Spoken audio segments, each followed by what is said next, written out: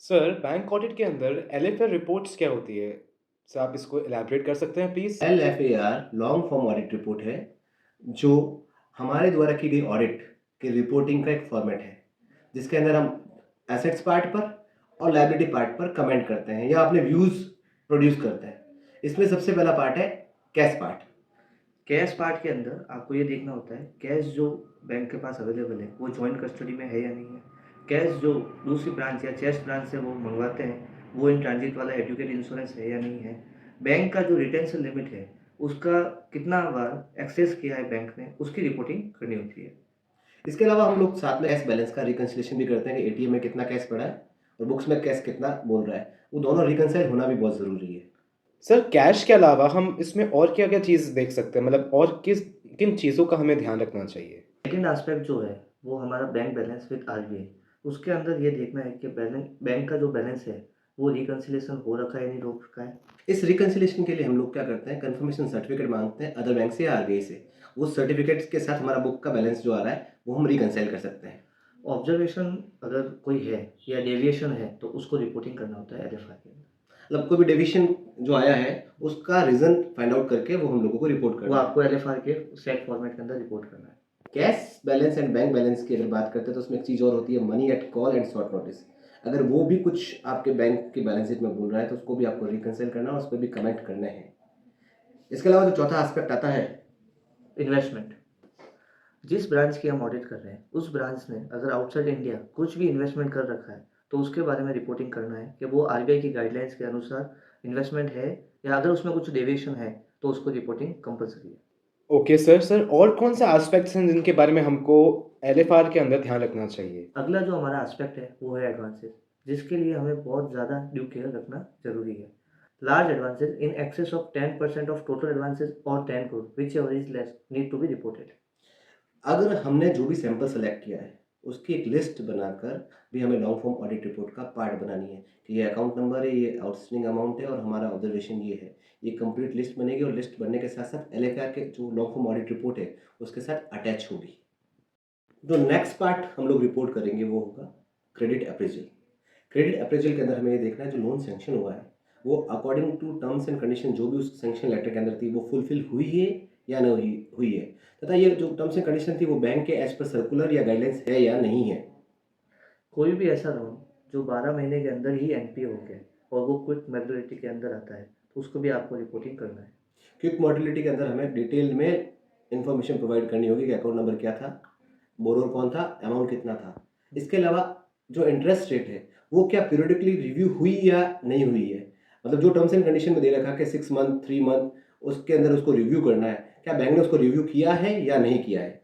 इसके अलावा है अगर आपने कोई क्रेडिट फैसिलिटी दे रखी है तो वो पीरियडिकली रिव्यू हुई है या नहीं हुई है या वो एज पर नॉर्म्स है या नहीं। इसके अलावा हमें बोरोवर की क्रेडिट रेटिंग पर भी ध्यान रखना पड़ेगा, वो अभी लेटेस्ट है या पुरानी क्रेडिट रेटिंग के अकॉर्डिंग लोन दिया गया है। सर, एडवांसेस के अंदर हम और कौन-कौन से एस्पेक्ट्स को ध्यान रखते हैं? अगला एस्पेक्ट होता है एडवांसेस के अंदर सैंक्शनिंग या डिसबर्समेंट। अगर कोई भी लोन बैंक ने डिसबर्स किया है, तो वो क्या टर्म्स एंड कंडीशन फुलफिल हुई है या नहीं हुई है। ऐसा तो नहीं है कि टर्म्स एंड कंडीशन तो फुलफिल नहीं हुई, उससे पहले ही लोन डिसबर्स कर दिया। अगर ऐसा कोई लोन डिसबर्स हुआ है, तो उसको हायर अथॉरिटी को इन्फॉर्मेशन दी गई है या नहीं दी गई है, इस पर हमको रिपोर्ट करना है। ऐसा कोई भी लोन जो किसी कंपनी को दिया गया है अपने शेयर ही बायबैक करने के लिए तो उसकी भी आपको रिपोर्टिंग करनी है। इसके अलावा अगर आपका कोई भी लोन डिसबर्स हुआ है और वो सैंक्शन की जो लिमिट या टर्म्स एंड कंडीशन है उससे डेविएशन लगता है तो वो भी आपको रिपोर्टिंग के लिए करना है। एडवांसेस के अंदर अगला जो आस्पेक्ट है अपना वो है डॉक्यूमेंटेशन। डॉक्यूमेंटेशन का मतलब ये हुआ कि जो भी लोन आप डिसबर्स करने वाले हैं उसके सारे डॉक्यूमेंट प्रॉपर आ गए या नहीं आ गए, सारे डॉक्यूमेंट एग्जामिन हुए या नहीं हुए। इसके अलावा अगर कोई डॉक्यूमेंटेशन में डेफिशिएंसीज़ है, तो प्रॉपर रिपोर्ट हुई है या नहीं हुई है। क्योंकि अगर डॉक्यूमेंट्स कंप्लीट नहीं होते, तो उससे पहले लोन रिलीज़ नहीं होना चाहिए। इसके अलावा अगर कोई डॉक्यूमेंटेशन कंप्लीट नहीं होने पर हमने क्या उन पर पेनल चार्ज लगाया है या नहीं लगाया है। इसके अलावा हम देखेंगे कि डॉक्यूमेंट्स को हमने प्रॉपर तरीके से रखा है या नहीं रखा है। और सबसे बड़ी बात, अगर कोई फिक्स्ड डिपॉज़िट के अगेंस्ट कोई लोन दिया गया है, तो उस पर लिएन मार्क हुआ है या नहीं हुआ है।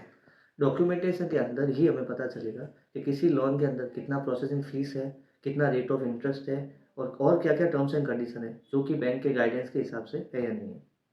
अगला जो हमारा एस्पेक्ट है वो है एसेट क्लासिफिकेशन। असेट की क्लासिफिकेशन SMA 0, 1, 2 के हिसाब से हुई है नहीं। ऐसे में जीरो का मतलब होता है इंटरेस्ट और प्रिंसिपल 1 दिन से लेकर 30 दिन तक ओवरड्यू है। ऐसे में 1 का मतलब होगा 31 डे से लेकर 60 डेज़ तक, और ऐसे में 2 का मतलब होगा 61 डेज़ से लेकर 90 डेज़ तक। क्या इंटरेस्ट और प्रिंसिपल ओवरड्यू है, उसके क्लासिफिकेशन की रिपोर्ट बैंक जनरेट करता है या नहीं करता है, और उसके अकॉर्डिंग ही अपने एसेट्स को क्लासिफाई कर रहा है या नहीं कर रहा है, ये हमें ध्यान रखना बहुत ज़रूरी है। कोई भी लोन अगर SMA 2 के बाद भी जा रहा है तो वो NPA की कैटेगरी में आएगा, उसकी भी रिपोर्टिंग करनी है आपको। सर एसेट क्लास के अंदर हमको और किन-किन फैक्टर्स पर रिपोर्ट करना रहेगा एलएफआर रिपोर्ट्स में? इसके अलावा भी एलएफआर के अंदर अदर असेट्स के अंदर जो सस्पेंस अकाउंट है या अदर अकाउंट्स हैं, उन पे भी हमें रिपोर्ट करना है, और जहाँ तक हो सके हमें ये ध्यान रखना है कि सस्पेंस किसी भी तरह का इमर्ज ही नहीं हो। अगर है तो उसका रिकन्सिलिएशन हमारे पास है या नहीं है, उसके बारे में भी हमको रिपोर्ट करना होता है। तो अगर हम ये देखें तो असेट्स पार्ट पे लगभग मोटा-मोटी 6 पॉइंट थे। इसके अलावा अगर आपके पास स्टेशनरी है और उसका भी स्टॉक रजिस्टर अगर मेंटेन नहीं है तो उसका भी आपको रिपोर्टिंग करना है LFR के अंदर। सर ये तो बात हो गई एसेट्स की। लायबिलिटीज़ के अंदर भी हमको क्या रिपोर्टिंग करनी है एलएफआर रिपोर्ट्स में? एलएफआर का जो सेकंड पार्ट है वो लायबिलिटीज़ है। लायबिलिटीज़ के अंदर जो सबसे पहली चीज़ हमें देखनी है वो है डिपॉजिट्स। मनीष जी, डिपॉजिट्स में हम लोगों को स्पेसिफिकली क्या देखना है? डिपॉजिट के अंदर सर आपको ये देखना है कोई भी अकाउंट डोरमेंट है या इनऑपरेटिव है और उसके अंदर कोई अननेसेसरी या अनयूजुअल ट्रांजैक्शन हुआ है या बैंक के इंटरनल नॉर्म्स के हिसाब से है या नहीं है। इसके अलावा हम लोगों को एक चीज़ ये भी नोट करनी है, 31 मार्च की डेट से लेकर जब तक हम ऑडिट कर रहे हैं, इसके बीच में डिपॉजिट्स में कोई अनयूजुअल ट्रांजैक्शन हुआ है, तो उस ट्रांजैक्शन का क्लैरिफिकेशन भी हमको लेकर रखना है। जैसे फॉर एग्जांपल ऐसा तो नहीं है कि सिर्फ डिपॉजिट्स बढ़ाने के लिए डिपॉजिट्स ली गई एक डेट पर और सेकंड या थर्ड डेट पर डिपॉजिट्स रिवर्स हो गई या वाइस वर्सा कुछ भी इस तरीके से हुआ हो, वो चीज़ भी हमें रिपोर्ट करनी है, उसका क्लैरिफिकेशन लेना है। इसके अलावा जो तीसरा पॉइंट मेजरली चेक करना है वो है मिनिमम बैलेंस पे कोई चार्जेस है क्या, तो बैंक ने ऐसे चार्जेस लगाए हैं या नहीं लगाए, ये भी हमें चेक करना है। चार्जेस जो भी रहेंगे वो बैंक के इंटरनल सर्कुलर के हिसाब से ही रहेंगे। और डिपॉजिट के अंदर एक वर्ड है कासा, करंट अकाउंट और सेविंग अकाउंट। उसको भी बैंक को जो टारगेट मिला है ब्रांच को वो 100% हिट हुआ है, 75 हुआ है या 60 हुआ है, उसके ऊपर भी एक तरह से बैंक ऑडिट का ध्यान रखना होगा। सर इनके अलावा और कोई भी चीज़ें हैं जो हमको एलएफआर भरते टाइम ध्यान रखनी चाहिए? एलएफआर का अगला पार्ट आएगा वो है प्रॉफिट एंड लॉस अकाउंट, जिस पर भी हमें पूरा का पूरा ध्यान देना है। प्रॉफिट एंड लॉस अकाउंट के अंदर क्या देखेंगे हम specifically? Profit and loss account के अंदर बैंक का जो इनकम है, जैसे इंटरेस्ट इनकम हो गया, कोई तरह की फीस हुई है, कोई तरह का डिस्काउंट हुआ, उसकी प्रॉपर रिपोर्टिंग हुई है नहीं हुई है। FD का जो इंटरेस्ट पे किया है उसके ऊपर भी टेस्ट बेसिस के ऊपर चेक करना है, किसी को एक्सेस पे हुआ है नहीं हुआ है, TDS कटा है या नहीं कटा है, इस तरह की चीज़ें। इसके अलावा सबसे इम्पोर्टेंट चीज़ जो हमें देखनी है वो है इनकम रिकग्निशन प्रोविजंस।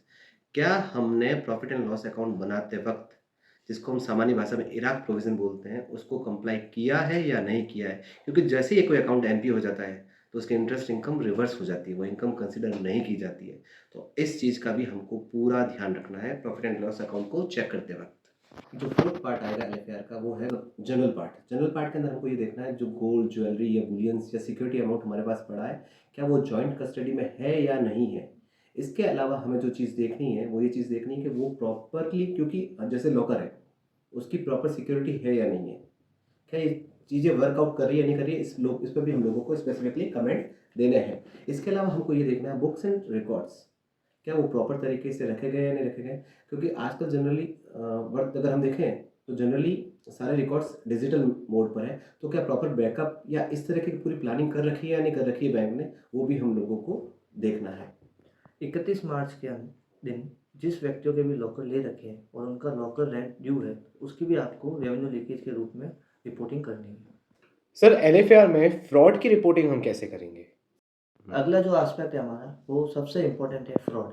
अगर ब्रांच के अंदर ऐसी कोई भी घटना हुई है जो कि फ्रॉड के एरिया के अंदर आती है तो उसकी आपको रिपोर्टिंग LFR में भी करनी है, हायर अथॉरिटी को भी देना है, क्योंकि फ्रॉड होने से ब्रांच के अंदर कासा हो चाहे NP हो, वो सभी चीज़ों के ऊपर इसका इफेक्ट रहेगा।